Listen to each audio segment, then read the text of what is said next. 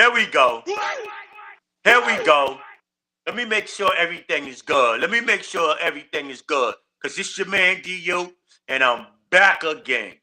I'm back again. And you know what I'm trying to do? I'm trying to talk some trash. You heard? You heard? I'm trying to talk some trash. You know what I mean? What's going on this beautiful Friday? Tell me what's going on this beautiful Friday. Tell me what you're doing. Tell me how you feel. All right? Is everything real? Oh, man. There's your man D.U. It's your man D.U. Here we go. Here we go. It's your man D.U. All right. Let me make sure everything.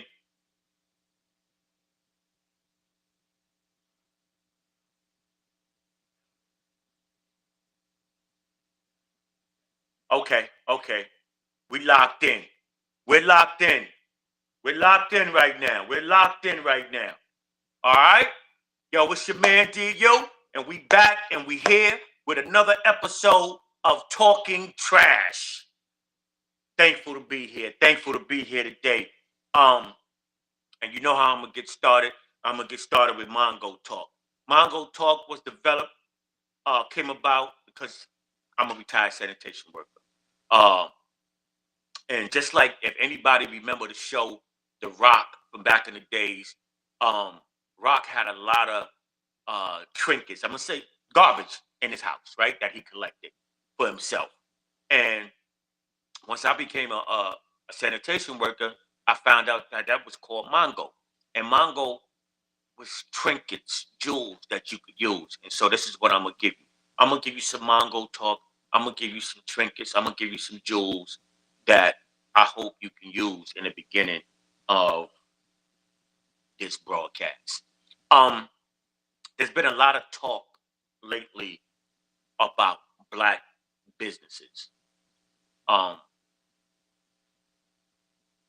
it started, which I'm a fan of. I'm a fan of Wallow from Million Dollar Worth of Game.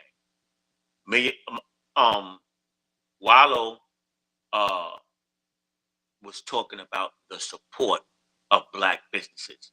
Um, Not just supporting black businesses because it's a black business. He was basically, I mean, well, I'm not going to say what he basically said, but he said, hey, later for that. If you got a restaurant, is your food good? Is you have consistent chefs? Is the restaurant clean? You know. But what he was basically saying, um, what he was saying was, if you got a black business, are you giving good service and not just support because it's a black business? And that's what I got from it. Do I do I feel like that? Like I never want to tell anyone, especially black people, how to spend their money. I'm one when it comes to the financial sector. Um, I'm one not to play about my money when it comes to it being managed. I don't want mistakes uh with my money. I can tell you, I can say when I was a younger man and um I was like, oh, you know what? I'm gonna put my money in Carver Bank. And what I heard, Carver Bank was a black owned bank. And that was my reasoning.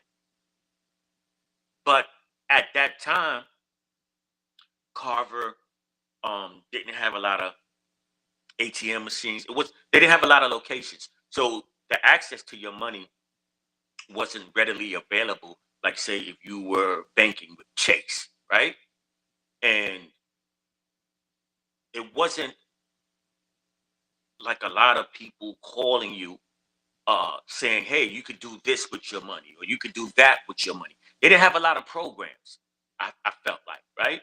Or maybe they wasn't calling me because at that time in my life, I didn't have uh I didn't have a substantial amount of money, right? Um, I was really young. I was in my early 20s. So, and I don't know this to be true, but it was rumored that Carver Bank was not a black owned bank. So that, uh, to keep it honest, made me take my money out of take my money out of Carver Bank. I didn't want to, my sole purpose of supporting or putting my money in that bank was because of the fact that I thought it was a black owned bank, right? And and by that time, I already had read the stories of Black Wall Street, heard the stories of Black Wall Street, and how we were thriving as a people. Like keeping our dollar in the community, and I am in full support of that. But but when you talk like in the financial sector, I don't, I wouldn't, I don't play about my money. And I wouldn't suggest for anybody to play about their money and just invest their money with somebody because of skin color, right? Because when you talk investing and you talk about retirement and you talk about being able to take care of yourself for a long length of time, you have to deal with someone who's um who's reputable and who gets results, right? And because if you can't take care of yourself, you can't take care of anyone else. But there's a whole bunch of other black businesses, right? And I do believe we should start, or we should be supporting black businesses just because. So if you have a restaurant, if you have a clothing line, if you have a trucking company, a moving company, a movie theater, I'm going to support you. I'm going to support you. So, because at the end of the day, how many other ethnic groups are supporting black businesses, right? Like different ethnic groups come into uh, mostly black populated communities and create businesses, and black people support those businesses. Example: the Chinese restaurants. Example: the bodega on the corner. The I'm gonna say Middle Eastern people in the hood, we call them Ak. Ak has taken has took the bodega over from the Dominicans and Puerto Ricans, and they got the bodegas on lock. Middle Eastern people, or in the hood, probably is not politically correct. We call them Ak, but it's a term of endearment. It's nothing. It's not in the hood. It's not. We don't look at it as being disrespectful. Uh, but ja- black people have been supporting other businesses forever. Clothing lines such as Ralph Lauren, Tommy Hilfiger. Tommy Hilfiger benefited greatly off the hip hop community, right? Which is mostly black people, right? But I feel like black businesses, we have to support just because. Because for me, I'm gonna come in and I'm gonna give you a chance, right? I'm gonna give you a chance. You're a black business. I'm gonna give you a chance. Why? I'm gonna give you a chance. Again, how many other ethnic groups out there are supporting black businesses? When I walk into a soul food restaurant, I don't I don't see a whole bunch of different ethnic groups in there sitting down eating food. When I walk into a soul food restaurant, I see people that look like me.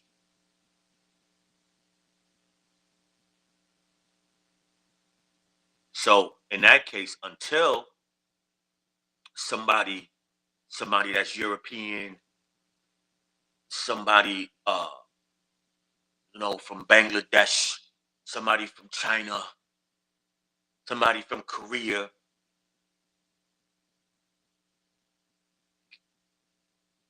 can tell me, hey, I frequent a soul food restaurant often, then I feel like, hey, we need to support black businesses. Because no matter how you put it, we're not second class citizens, but we're behind in that sense.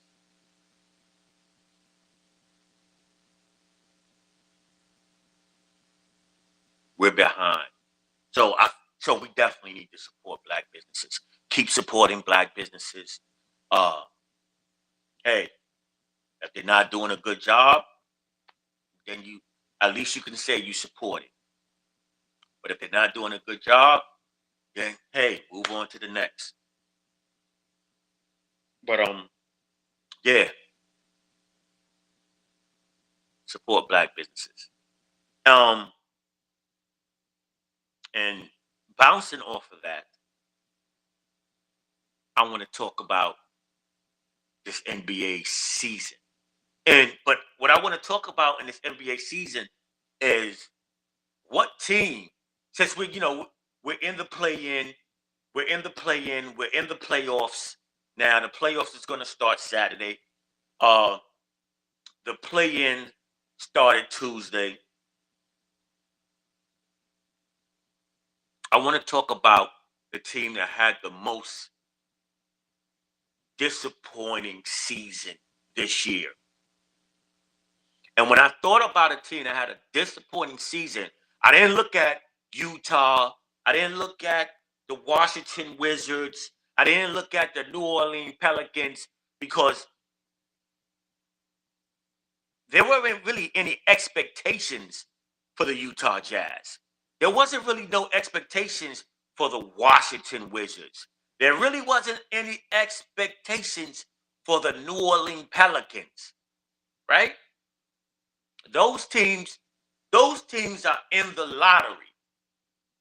Um, I can almost put the Dallas Mavericks as a disappointing team, but how can I? Nico traded Luca, right? Nico traded Luca. So it's like, and the Mavericks are still in the play-in. Matter of fact, they're in the playoffs now, right? I mean, well, they're not. Yeah, the Mavericks are. Matter of fact, the Mavericks are going to be in the playoffs. They're in the play-in right now. So even with the trade of Luka Doncic, the Mavericks are still competing to get into the playoffs. They're in the play-in. So I looked at two teams. I looked at the Philadelphia 76ers and I looked at the Phoenix Suns.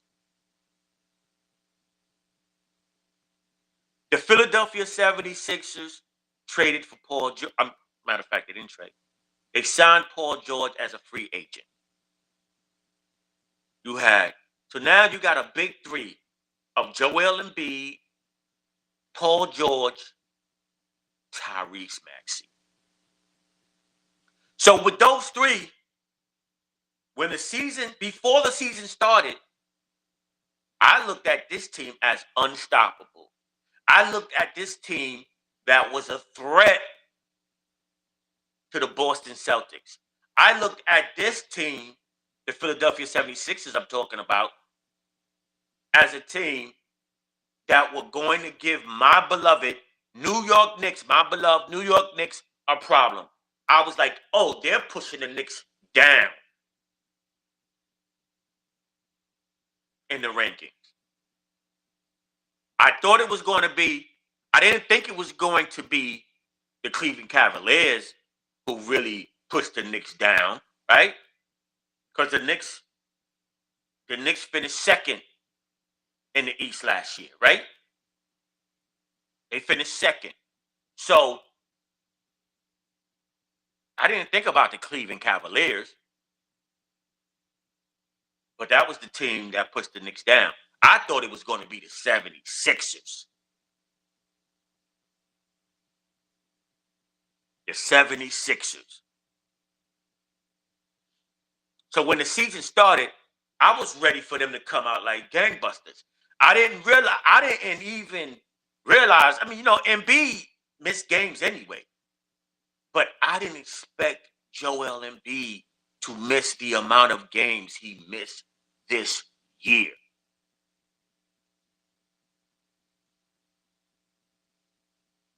Joel Embiid missed 63 games this year.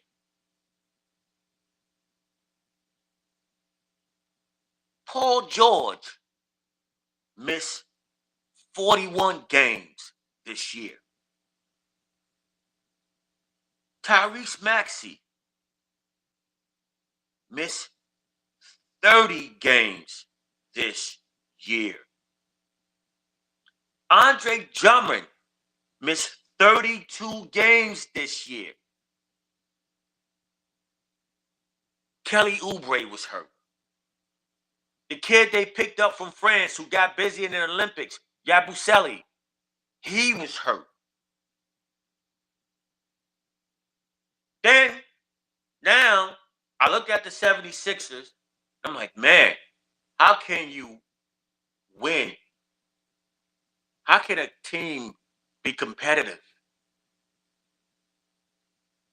with that amount of injuries? Then I looked at the Phoenix Suns. Right? But let me go back to the 76ers. And they even found a bright spot, which I'm going to go back to them, was that kid from Duke, Jared McCain. Jared McCain missed like 50 some odd games. He was the leading candidate, Rookie of the Year. But I think Stephon Castle is going to get Rookie of the Year, that kid from San Antonio. I think he's going to get Rookie of the Year now. But Jared McCain was the leading candidate for Rookie of the Year, right? So now I looked at the Phoenix Suns. Phoenix Suns wound up 11th in the West with a record of 36-46. Bradley Beal missed 53 games. Kevin Durant, 62. Devin Booker, 72. I feel like for them, last year, I thought it was a getting to know you year for the Phoenix Suns. Because I felt like when you have a Kevin Durant, a Devin Booker, a Bradley Beal, there's no way you finish 11th in the West. I thought the Suns would be coming out of the West, not the Oklahoma Thunder. Well, the Oklahoma Thunder is not out the West yet. They're first in the West. But I thought the Suns were going to be first, second, third, somewhere in that category, right? And that in the standings, first, second, third. Not the Rockets at second. I thought it was going to be the Phoenix Suns. Got a great coach who they just fired, Mike Budenholzer. I thought Budenholzer was going to take them to the promised land. Make sure they have some success in the playoffs. But it won't. But he won't, because he's out of here.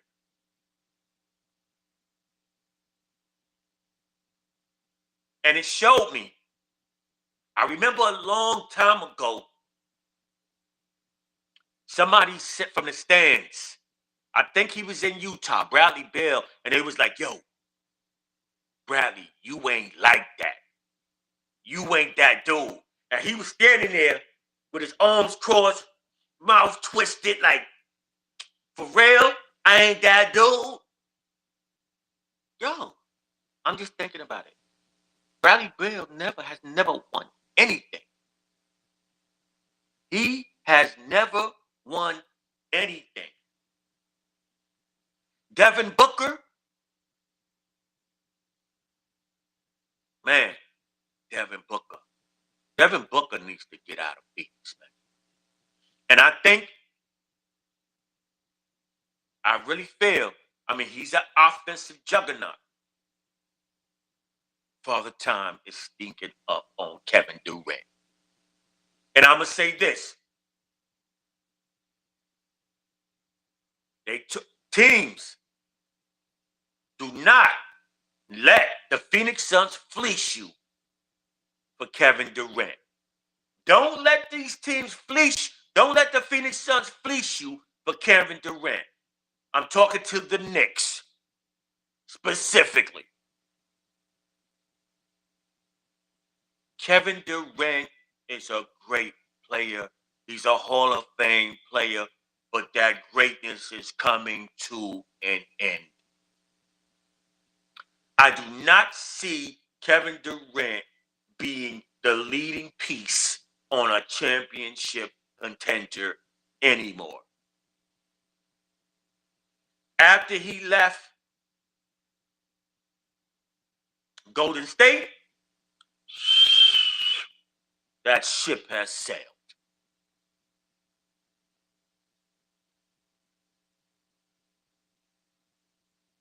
Kevin Durant is that guy for a struggling team that's going to make another team respectful.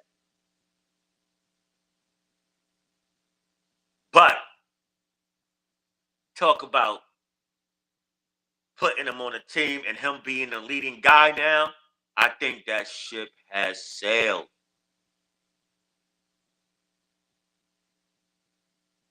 Don't get me wrong. He's great, has been great, but I don't think it's there. Bradley Beal, Phoenix just do whatever they want with Bradley Beal. Devin Booker, look, Devin got to make some decisions. Devin got to make some decisions. Because he's starting to look like how Kevin Garnett was looking when Kevin Garnett was playing with the Minnesota Timberwolves. And I tell you what,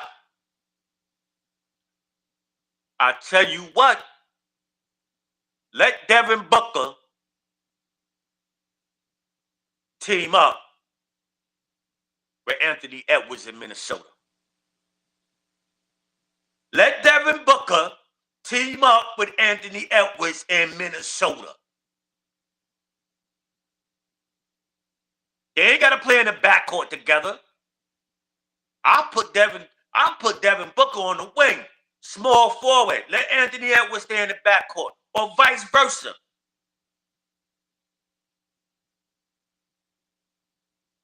And let him go. And that boy, because that boy, man, I don't forgot his name, but that boy that they got as a rookie, he could play in the backcourt. He could play the point. He could play the point for the Minnesota Timberwolves. Let Devin Booker team up with Anthony Edwards. Might have a problem. Might have a problem. You got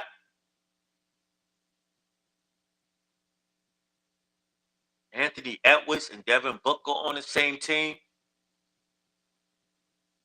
Timberwolves looking different, right? But still, the most disappointing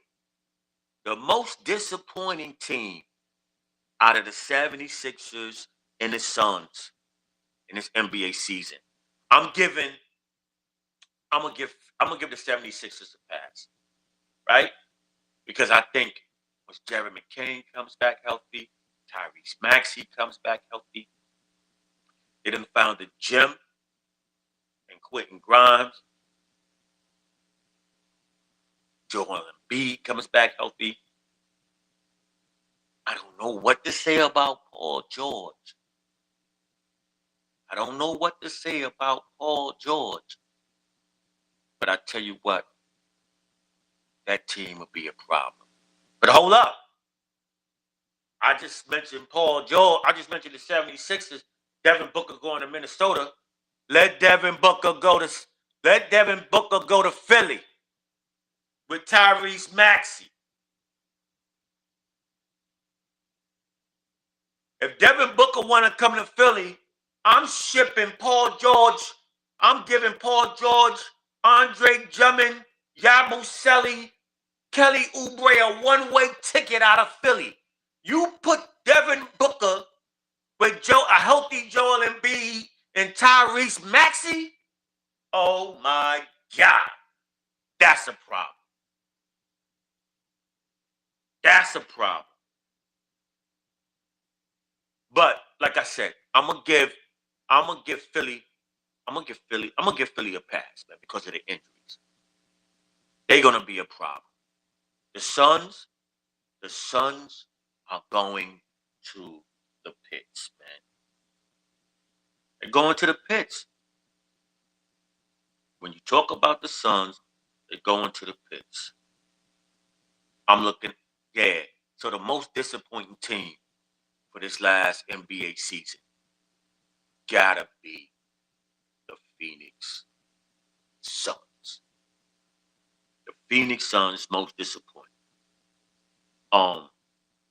And the worst part for me, I picked the Phoenix Suns to be in the finals, to come out of the West, which is crazy, you know. But yeah, Phoenix Suns definitely had the most disappointing season. But before I get out of here, I always gotta pop off with a song of the day. Song of the day. If you like good old hip hop, some pioneers. They got some new material out. Stetsasonic. Check out Stetsasonic. The song is called Now Y'all Giving Up. Now Y'all Giving Up. Love by Stetsasonic. Check out Now Y'all Giving Up. Love by Stetsasonic. And fun fact, part of that song was recorded here, right in my home studio, right here in my home studio. So yeah, check out Now Y'all Giving Up by Stetsasonic. Love that group, iconic group. Check it out and enjoy some good old hip hop. Now Y'all Giving Up. All right, it's your man DU. Enjoy the play-in, enjoy the playoffs. Hey, I'll talk to y'all later. Yo, New York Mets, keep banging them out, right? Holla at you later. Take care.